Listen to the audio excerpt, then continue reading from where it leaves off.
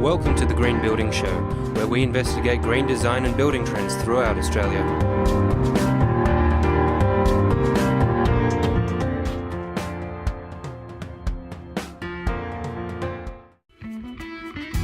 Today's best renovation story involved a build that could have fallen apart in the first week.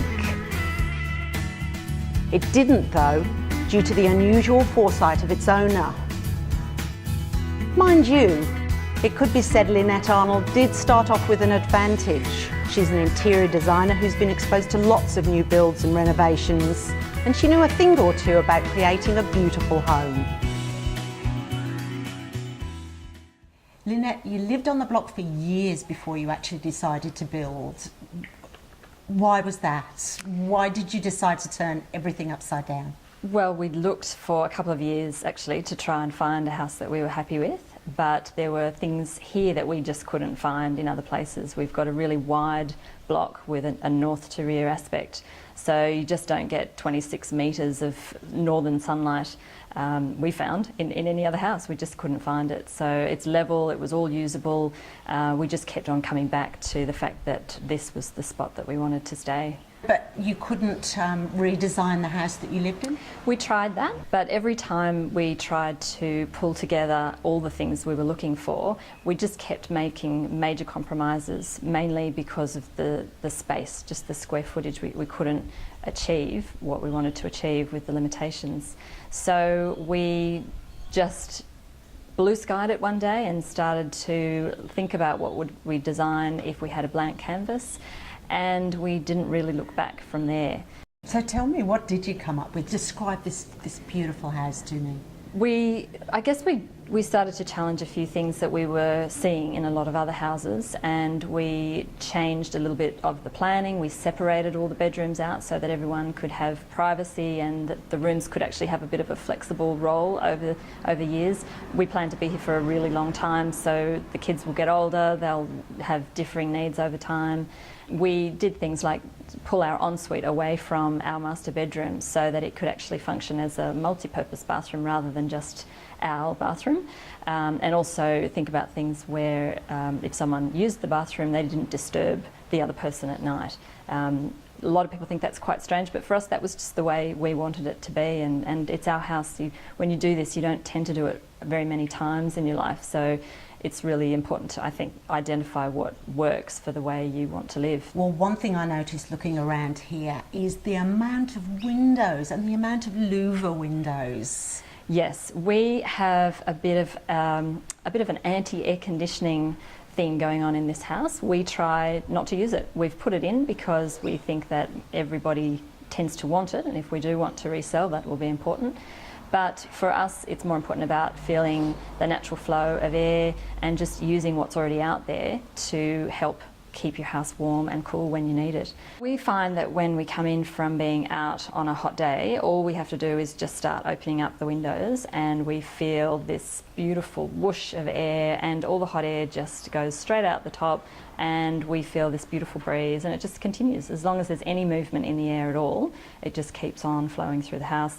We rarely put our air conditioning on. I think we've had it on maybe twice in 2.5 years. And we just love the feel of feeling the natural breeze, and so we stick with that. It works really well. So, and also tell me what else you've got here. You've got special glass, you've got bamboo floors, even the carpet. Yes, we chose bamboo floors mainly because they're a renewable resource, but also because they're one of the hardest floor coverings with a timber look finish, and that was what we needed with 2 small children and a large dog. Carpets? We chose an alpaca-based carpet fibre, and that has a lot more natural colours in it because it works with the alpaca's natural fibre as opposed to dyeing it with colour. All of our windows use low E glass, and what that means is that it keeps the air in, and the emissions don't go as much from one side of the glass to the other. So when it's cool inside, it stays cooler. When it's warm inside, it stays warmer. We collect all our rainwater, and we've got 6,000 litres worth of rainwater tanks down the side. We use that to irrigate our garden. We also use it to flush all of our toilets, and it's used for refilling the pool as well. So where we can, we use what comes naturally. So you've got a wonderful house with some great sustainable features. Have you had to make many compromises to get this? No, I think that's actually the important thing. We really didn't have to make any significant design compromises at all, but it really just allowed us to make choices, be thoughtful about the choices that we were making, and make sure that there was some environmental aspect to the choices we were making. And it's really just allowed us to stick to the vision and enjoy it now that we're here. Give me an example of where you've really stuck to your guns with this house. We really wanted a lot of large windows, and we wanted those windows to be able to open. And so for us that meant louvers. It was a lot more expensive than we had originally expected, and we did do a big double take when we got the costing for the windows, but we stuck to it. And now when we flick that switch downstairs and feel the windows open upstairs and feel the whoosh of air that goes through, it's what we wanted. We spend a lot of time at home. We have 2 small children, and it's just a nice place to come back to all the time. Looking at the outside, I see that you've got some, lightweight design materials up there. Yes, we were aiming for a bit of a coastal look within a modern aesthetic. So we chose a couple of products that James Hardie produces called linear board for an area of cladding and then the eaves. And we found that just lightened the look rather than just sticking with the rendered brick finish right to the roof. Now, you had a few OMG moments, didn't you? We had a lot of them. The first week we had a variation of about $25,000, which was related to excavation that was unforeseen. Ouch! Yes, and we certainly were very nervous from that point that kind of thing was going to continue, but that was the biggest one-off shock that we had. We learned from that it's really important to actually look through the contract line by line and understand what the builder is actually using as his assumptions, because the main reason for that was that he had just assumed a certain cubic meterage of excavation, and there just ended up being more that needed to be excavated.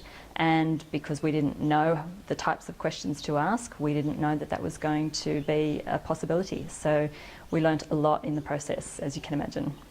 And of course you had a contingency, but you planned for that. We did. We had an extra allowance on pretty much every single element, and some of it was used in as we had planned, and some of it was used in other areas, but it was all used. How important is it to deal with all those small details right from the beginning?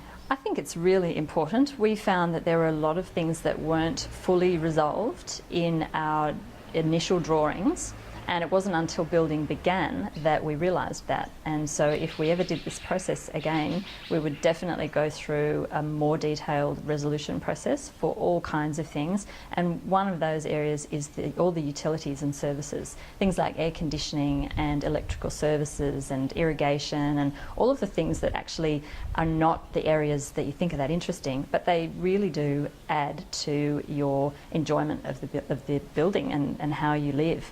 So it's important to not just treat them as afterthoughts and just put them where you think they might end up going. You really need to create your whole design with those things in mind. You're an interior designer, so some people could say you had a bit of an advantage when it came to a new build because you probably had insights that other people may not have had. So what would your big tip be for people that were embarking upon a major build like this? My big tip is to plan and spend time going through all of the elements and not assume that someone else's decision for you is the right one. It does take time, it does take research, and it takes effort, but if you're willing to put that in, it really will pay off in being a place that you just love to live.